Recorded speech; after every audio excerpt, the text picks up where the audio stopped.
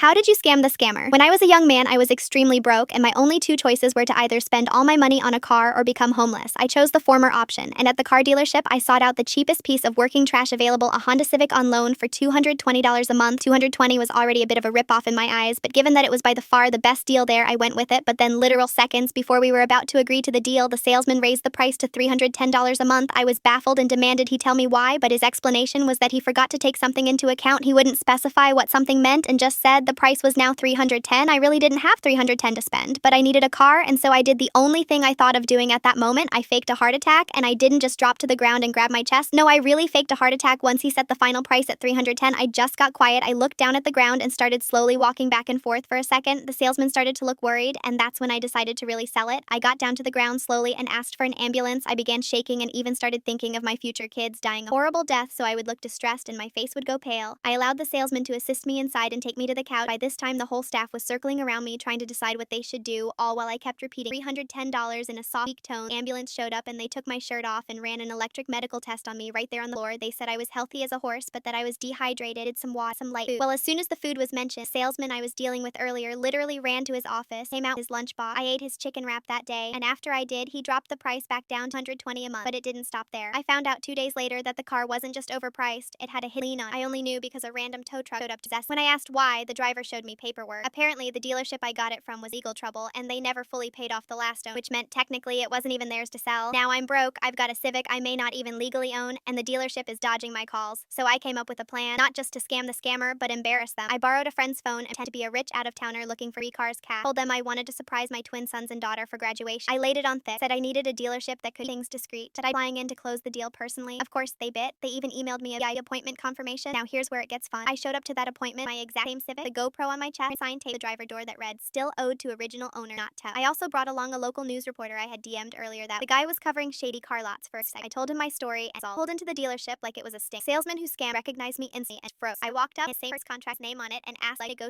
loud enough for everyone inside to hear. By then, the guy stuttered for a solid 10 seconds, then sprinted to the back office. I fought. Inside, I found two guys shredding like I was. I asked to speak to the manager. Turned out to be his cousin. They tried to get me to said the car was legally mine and it's all just a misunderstanding. I told them they had 24 hours to issue me a written release of lien and refund me for the 2 fees they slipped into the contract, or this would go live on every local channel. The next morning, I had a notarized lien release in my inbox, plus a refund for $740 and a $50 gas card. A week later, the dealership closed down. Turns out they were already under investigation. My little stunt pushed them over the edge. And the best part, the reporter kept in touch. He said the story got one of the highest view counts in his entire segment's history. Apparently, people love seeing a scammer get scammed back, especially when it involves fake heart attacks, chicken wraps, and some poetic justice in the form of a Civic that still runs to this day.